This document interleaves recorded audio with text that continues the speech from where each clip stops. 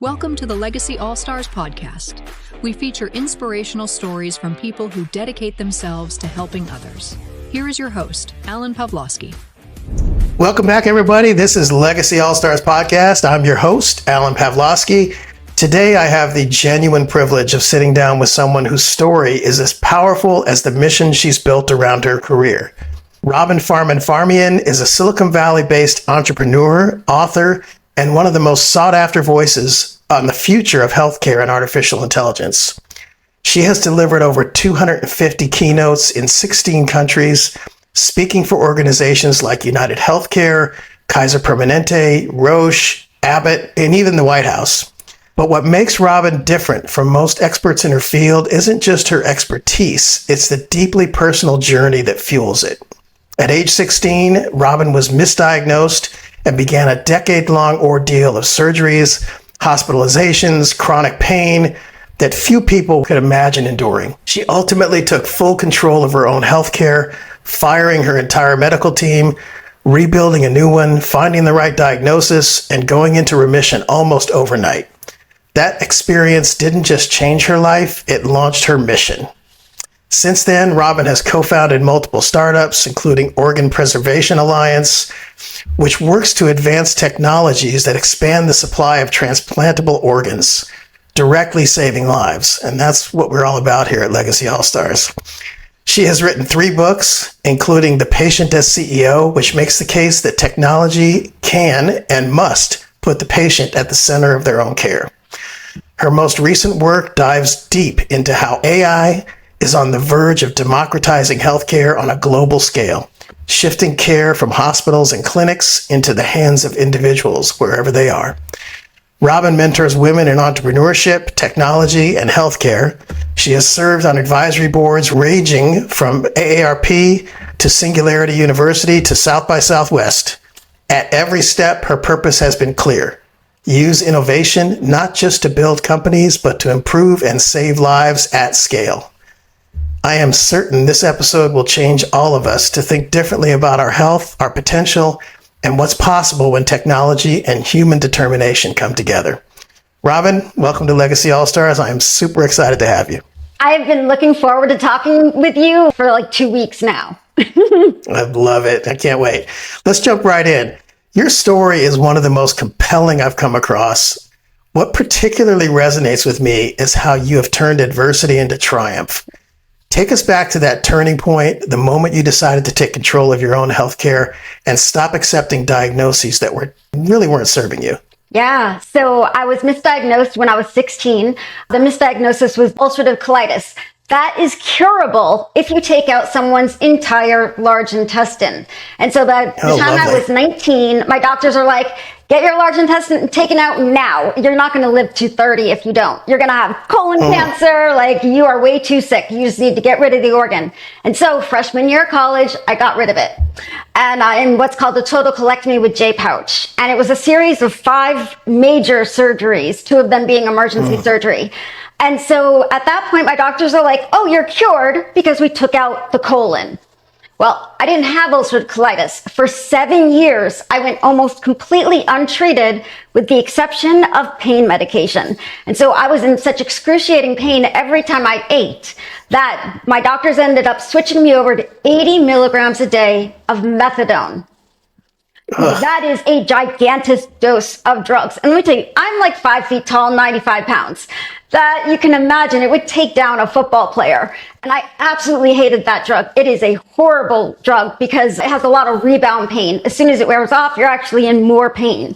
And so I went back to my doctor and they said, okay, well, we could think about putting a morphine pump into your spine. It's a surgical procedure and just be on morphine for the rest of my life.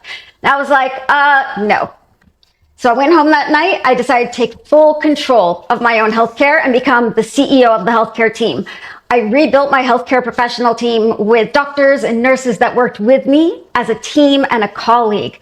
I ended up getting diagnosed correctly with Crohn's disease, put on an IV medication called Remicade. Within 24 hours of that very first IV dose, I went into full remission.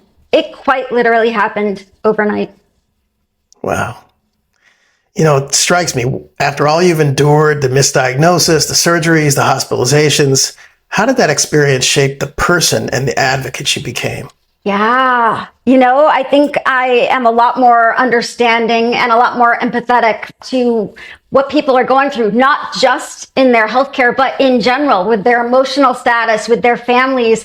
I just feel like I have a lot more empathy and I have a lot more range of experiences because of it. Right. Most definitely. You went from being a patient who felt powerless to someone who co-founded multiple companies and wrote the book on patient empowerment, literally. Yep. What drove that transformation?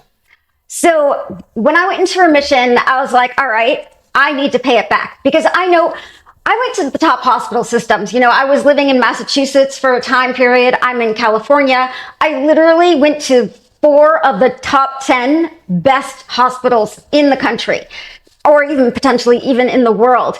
And all of them misdiagnosed me. It wasn't one doctor that was sleepy that day. It wasn't, one physician who wasn't very good at their job. It was all of them.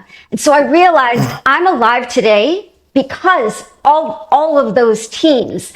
And, that there was a time where they didn't think I was going to live past 30. And so I feel like I need to pay it back by paying it forward, because I know they deserve a lot of gratitude, but it's not like I even remember their names or anything like that, going through emergency rooms and operating rooms. So if I can help at least 100 million patients out there, I feel like I've paid back all of the goodwill that the healthcare industry gave to me. Wow, that's an amazing and ambitious goal. I love that. Yeah. Let's talk about your book. The Patient as CEO makes a bold argument that technology is fundamentally shifting who controls healthcare decisions. Where are we in that shift today, and where do you see it going? Ooh, we're pretty far into the shift. Even if people aren't calling themselves their CEO of their healthcare team, when I first got sick, my mom was a pediatrician, so I even had a doctor in the family. And my only access to medical knowledge was looking in her physician desk reference, the PDR, which is like this thick. Big, and I had no other information in healthcare. And so now we have so many resources. We can learn about these diseases outside of the doctor's clinic. That in and of itself is a massive shift. And because of that, people are taking more control. Maybe they're not the CEO quite yet of their team, but they're going in knowledgeable. They're asking ChatGPT things. They're Googling things. They're going to support groups on Facebook or Instagram. And they're able to come into their clinic visit with a lot more information than patients did in the 80s, 90s, and even the early 2000s. Yeah, this is totally off the subject, but do you think that some of the doctors that might not be as committed to healthcare, really the best healthcare for their patients, might get a little intimidated by that knowledge that comes into them? So yes, it's going to completely depend on the individual and also the country. And so I've given keynotes in both Germany and Japan. And those 2 countries are very paternalistic in their healthcare. And so Medscape Germany did a big article and feature on me one year. And at the very bottom in the comment section, there were doctors writing, as soon as patients take control, I'm leaving medicine. Dude, come on. And so I think it's both generational, cultural, right? Yeah. And not just cultural between, say, here in Germany, but within the United States, right? People in different states are going to have different levels of wanting to be in on the patient being like a key member. Yeah, for sure. A lot of people feel overwhelmed or intimidated when it comes to navigating their own healthcare. What's the most important mind shift you'd encourage someone to make right now? The biggest mind shift is it's not you. It is the healthcare system. It was not built with the patient at the center, right? And so, yes, it's difficult to navigate, but you are not the problem. And so within that, the best resources sometimes are other patients who are going through similar things than you have. Yeah. You talk about patients becoming the CEO of their healthcare team. What does that look like in practice, especially for someone managing a chronic condition or a complex diagnosis? Yes. So I say, just like the CEO of a corporation, they aren't knowledgeable necessarily about finance, legal, marketing, right? Operations. They hire the best experts, they do their jobs, and then report back to you as the CEO. But the CEO's ultimate responsibility is to not just listen to all of the experts they've already hired, but to make sure the plan gets executed. And so being the CEO of your own healthcare team is no different. You do not need to understand healthcare. You don't need to understand medicine. You don't need to understand drug classes necessarily, or different, things that people might learn in medical school. You have to be an expert on yourself and how you want to live your life. Yeah, makes total sense. Let's shift gears a little bit. AI is transforming so many industries, but healthcare feels particularly high stakes. Yep. Where do you see the greatest opportunity for AI to do genuine good in the healthcare field right now? Oh, it's so exciting. Predictive analytics. And so if you think about it, there's a huge amount of data that's locked up in electronic medical records. Now, EMRs, or they're also called EHRs in the hospital, the software that they use for client billing and essentially as their CRM, but it's been locked up all these years. And there's been reasons for it. You've got HIPAA compliance, you've got, privacy and data breaches and all of that. But it was only in the past couple of years that now healthcare organizations like hospitals and clinics are required to be interoperable, which means all of a sudden we're going to have a lot of clinical grade data at our fingertips. Looking at the largest of the EHRs, it's called Epic, and they're in about 42% of hospitals. Well, they came out with a number of initiatives, including one where they will take all of the data back to when you were born up until now, and they will do predictive analytics on you. Hey, this patient looks like they're going to have metabolic syndrome and then potentially full-fledged diabetes over the next 5 to 7 years, meaning that the patient can take care of it right then and there, long before they ever even need to think about going on insulin. Makes sense. Yeah.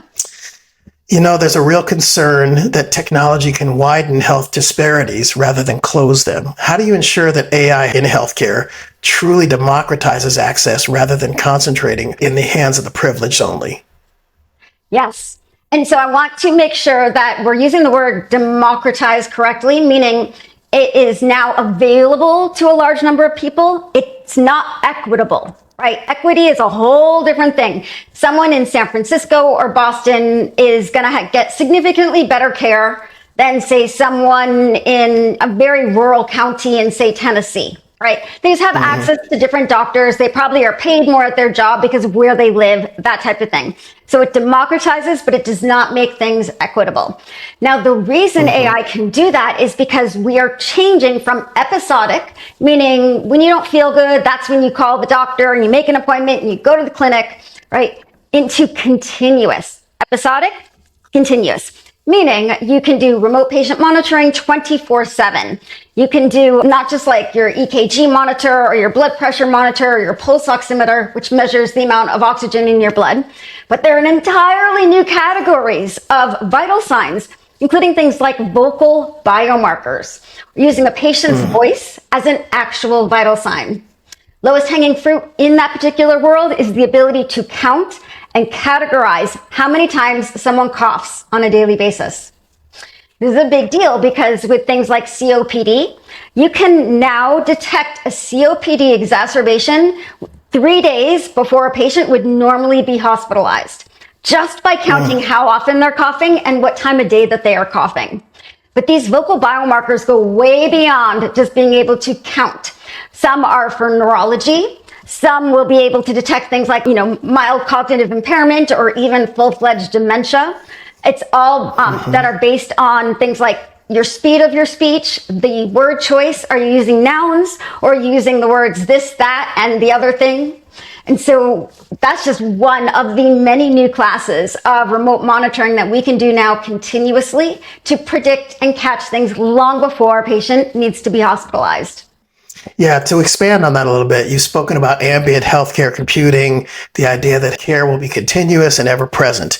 Yep. Help our audience understand what that looks like and why it matters. I mean, you talked about it just now, but is there any more granular detail of some of the other ways that will be useful to doctors and to patients? Yes, absolutely. So I talk to a lot of organizations that deal with senior care, right? And aging in place. And this is a big deal. If you're not doing it yourself, you might have grandparents or parents that are now aging in place. Well, you can do things like put a radar on the wall. No one ever needs to change a battery. No one ever needs to hook it up to anything. It just gets installed on the wall. And through that radar, we can detect things like fall detection, heart rate, and respiratory rate from 8 feet away. Dude. And so now there's no video, there's no audio, so grandma feels secure. There's like none of that kind of like worrisome of Big Brother constantly knowing exactly what she's doing. But Big Brother does know what her heart rate, her respiratory rate, and if she has fallen. Got it. Yep.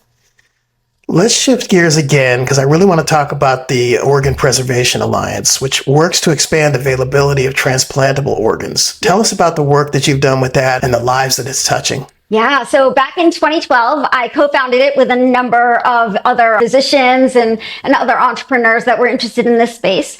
We realized that cryopreservation of vascularized organs, heart, lungs, kidneys, liver, did not exist. We have cryopreservation for things like eggs and sperm, but still these molecules are toxic. And while it might not hurt like the embryo or the sperm, it would definitely hurt a heart if you had to use it in the amount you would need to keep a heart stable.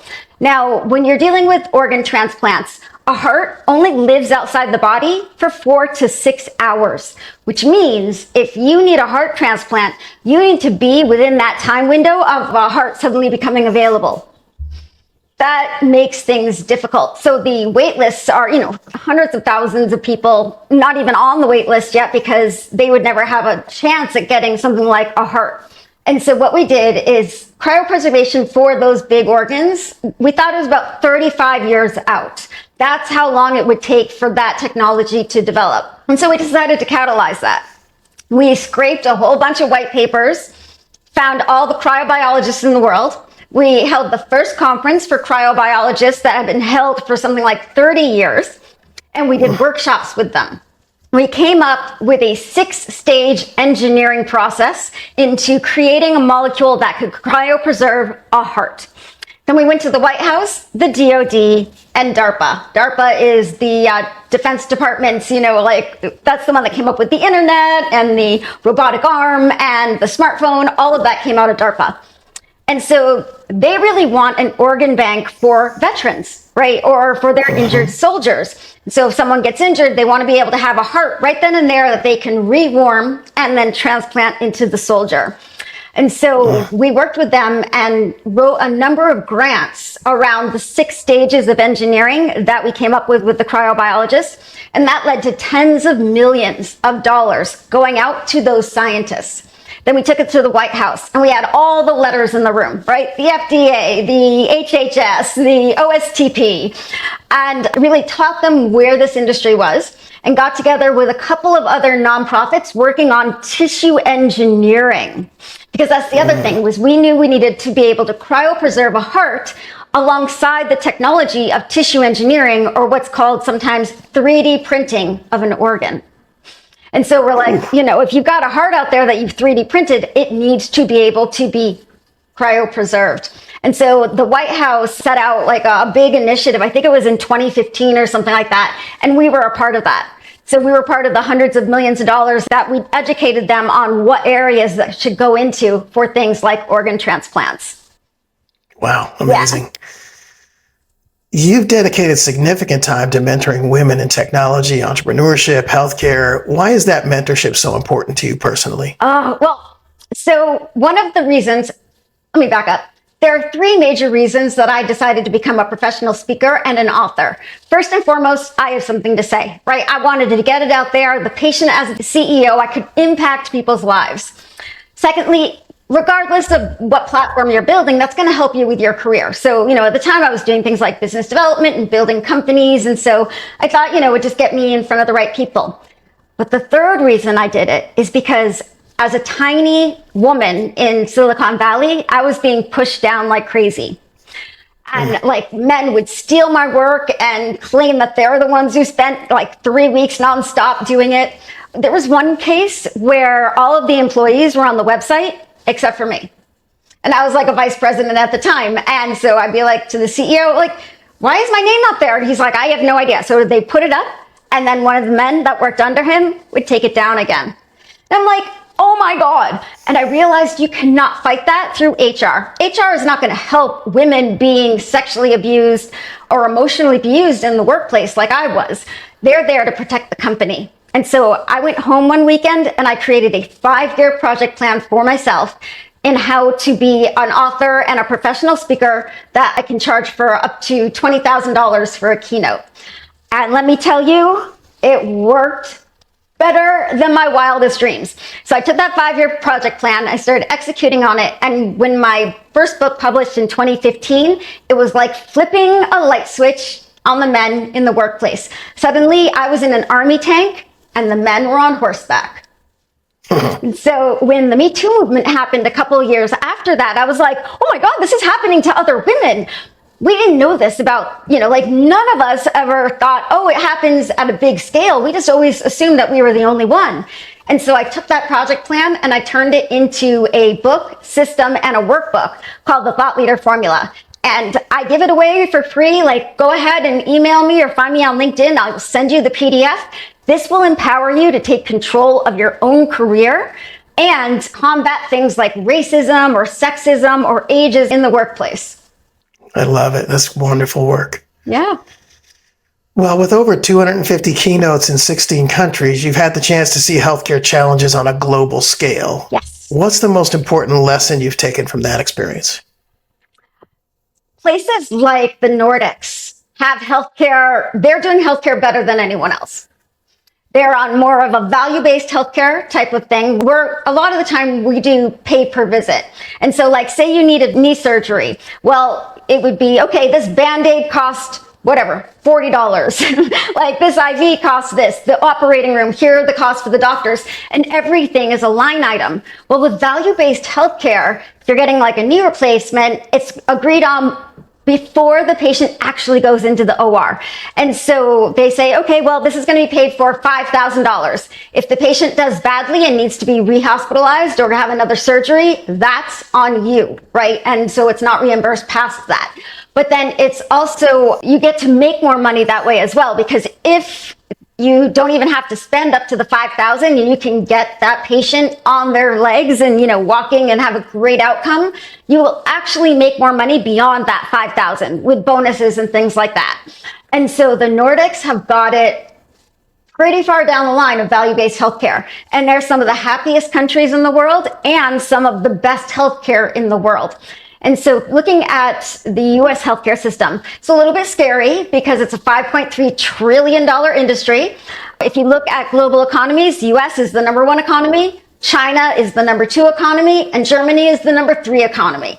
If you take out the US healthcare system, it is actually bigger than the GDP of Germany. So it is the third largest economic system in the entire world.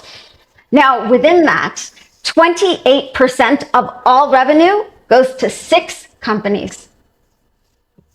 Yeah. And most people have no idea. And it's all the big payers, right? So one of the giant payers, they have over 2,700 subsidiaries, and they had $154 billion with a B in 2024 of intercompany eliminations. That's a very fancy accounting term to mean that they don't want to tax income twice. They have that many subsidiaries that they take in money and then they have to pay their own subsidiaries things like provider networks, whether it's doctors or nurses, the pharmacy benefit managers and the pharmacists and dispensing of the drugs. So all of that money just moves within the large payers. And so they don't have to pay taxes on it. And it shows you just how much of the healthcare system that they control. That's not surprising, but kind of crazy. Kind of crazy, yes. I want to move into legacy because what you're doing is making so much impact. And when you think about legacy, what do you want to be remembered for? And what do you want your work to ultimately represent? I want to be remembered for helping to empower patients, women, minorities, and even all of you tall, gorgeous, 6 foot tall white males. But, I want to make sure that I can make a difference in people's daily lives. Right? Yeah. Makes total sense. Well, for someone listening today who's navigating a health challenge, feeling powerless in the system, or simply wanting to do more with their health, what's the most important thing they should know? Knowledge, right? Get knowledgeable about their particular condition. And you always have to remember that ChatGPT and all of those other generative AI can be wrong. They hallucinate all the time. So one way around that is to check with something like ChatGPT and then paste it into Gemini and then go to Claude and ask it a whole different question and then put all of those together and put it through like a fourth large language model and say, okay, what should be my plan? What patient groups should I be a part of on Facebook, or what doctors should I be seeing? How long is the wait time? Like, you can get an actual full project plan out of large language models right now for things like that. And so I'd say, yeah, go and do it. Just remember, verify, verify, verify. Yeah, good advice.